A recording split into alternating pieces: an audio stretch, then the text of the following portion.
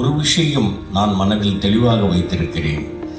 சிங்கத்துக்கு வாலா இருக்கிறத விட ஈக்கு தலையா இருக்கிறது தான் நான் விரும்புகிறேன்.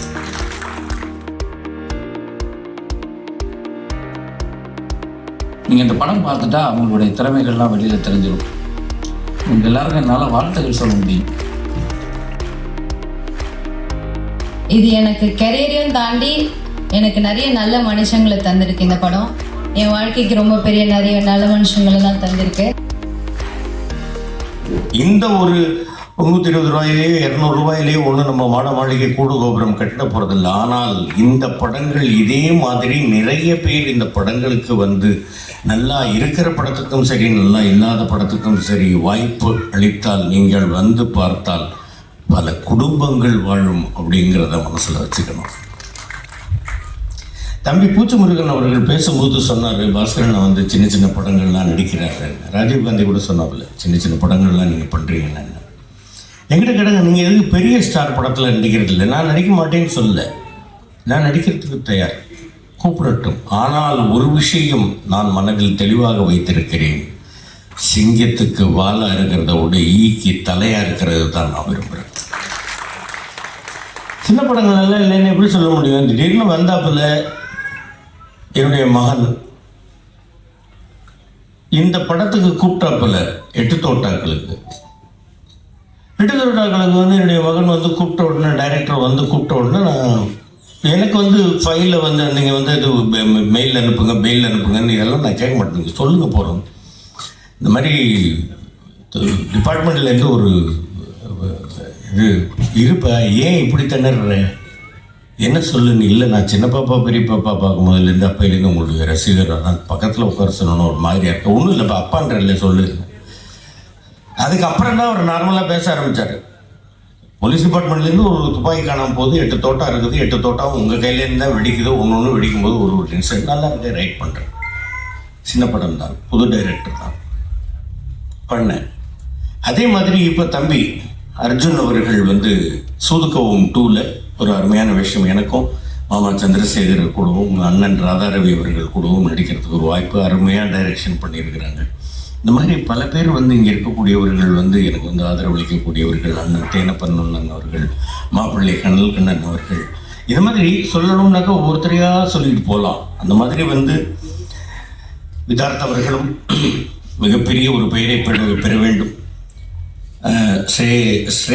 ஸ்வேதா அவர்களும் நல்ல மிகப்பெரிய நிறைய அடுத்தடுத்த படங்கள் வாய்ப்புகளை பெற வேண்டும். இந்த படம் மிகப்பெரிய வெற்றி அடைய வேண்டும். ப்ரொடியூசருக்கும் இந்த படத்தில் உழைத்தவர்களுக்கும் மிகப்பெரிய ஒரு பெயரையும் லாபத்தையும் ஈட்டித்தர வேண்டும். அடுத்தடுத்து அவர்கள் படம் எடுக்க வேண்டும். எல்லா படங்களும் வெற்றி படமாக அமைய வேண்டும் அப்படின்னு எல்லாம் வல்ல இறைவனை வேண்டிக்கிறேன். உங்கள் எல்லாருக்கும் அருமையான வாழ்க்கையை ஆண்டவன் தர வேண்டும்னு கேட்டுக்கிறேன். நன்றி, வணக்கம். மேடையில் வந்திருக்கும் திரையுலக பெரியவர்களுக்கும் இங்கே வந்திருக்கும் பத்திரிகை ஊடக நண்பர்களுக்கு அனைவருக்கும் என்னுடைய பணிவான காலை வணக்கம். லாந்தர் எம் சினிமாஸ் சாஜி அவரோட வந்து விடியும் வரை காத்திரு அப்படிங்கிற ஒரு படத்தில் நடித்தேன்.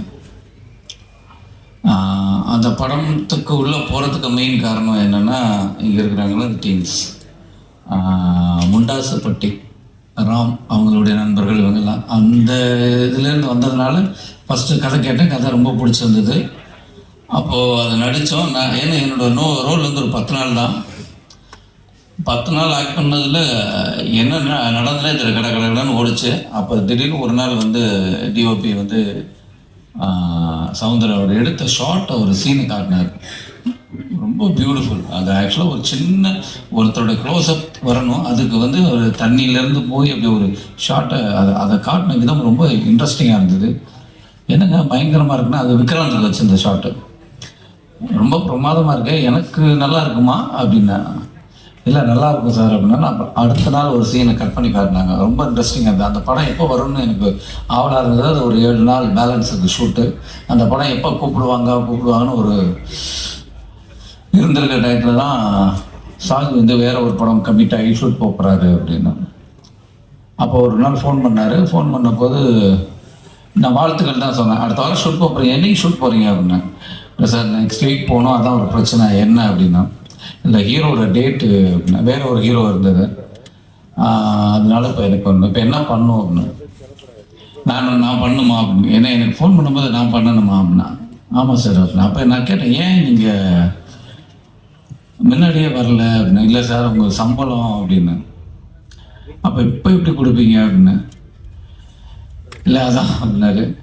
சரி, ஏன்னா ஒரு இயக்குனர் வந்து ஒரு படம் பண்ணி அது வெளியில் வர்றதுக்கு அதுக்குள்ளேயே சுற்றிட்டு இருப்பாங்க. அந்த டயத்தில் அந்த படத்தை விட்டுட்டு ஒரு வேறு இடத்துல போய் அசிஸ்டண்டாகவும் ஒர்க் பண்ண முடியாது.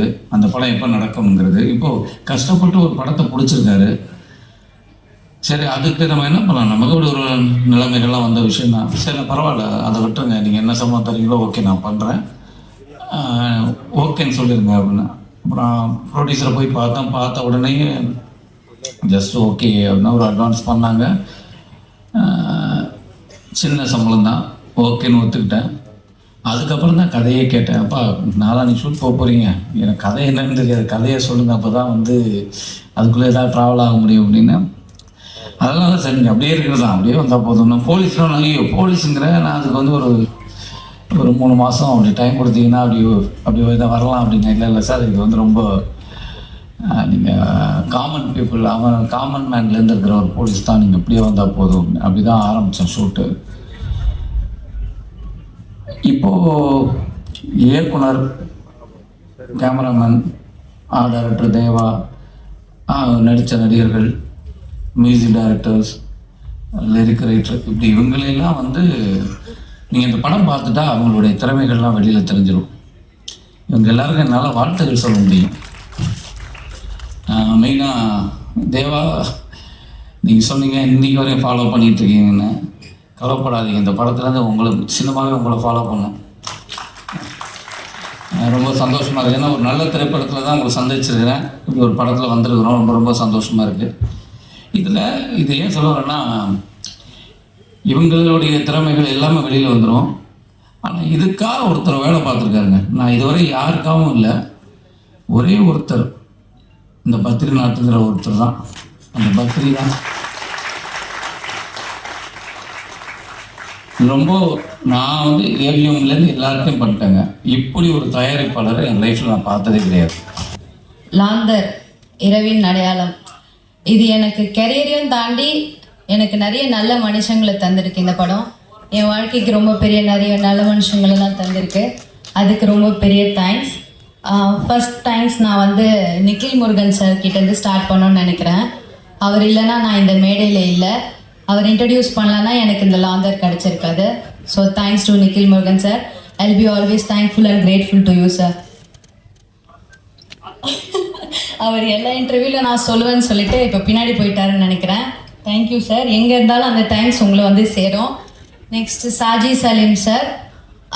எனக்கு நான் போய் ஆஃபீஸில் பேசும்போது எனக்கு என்ன நரேட் பண்ணாங்க. நான் ஒரு தயக்கத்தில் இருந்தேன், சார் ஒரு தயக்கத்தில் இருந்தார். எனக்கு கேரக்டர் கிடைக்குமா அப்படின்ற தயக்கத்தில் இருந்தேன். சாஜி சாருக்கு இந்த கேரக்டருக்கு சூட் ஆவாங்களா அப்படின்ற தயக்கத்தை தாண்டி அந்த கேரக்டரில் ஒரு நரேஷனில் ஒரு ப்ராப்ளம் போயிட்டு இருந்துச்சு. அதனால் சாருக்கு தயக்கம் வந்தது. So thank you sir, thank you for giving me Jaanu. Thank you so much sir. M cinema productions சொல்லும் போது எனக்கு ரொம்ப சந்தோஷமாக இருக்குது. ஃபஸ்ட் டைமாக இந்த மாதிரி ஒரு ப்ரொடியூசர்ஸ் கிடைச்சிருக்கிறதுக்கு நான் ரொம்பவே கொடுத்து வச்சுருக்கணும். Vishnu sir, Badri sir and Ganesh sir, ரொம்ப தேங்க்ஸ். இந்த மாதிரி ஒரு ப்ரொடியூசர்ஸ் நெக்ஸ்ட் யாருக்காவது கிடைக்குமான்னு எனக்கு தெரில, எனக்கு கிடச்சிருக்கு. ரொம்ப தேங்க்யூ சார்.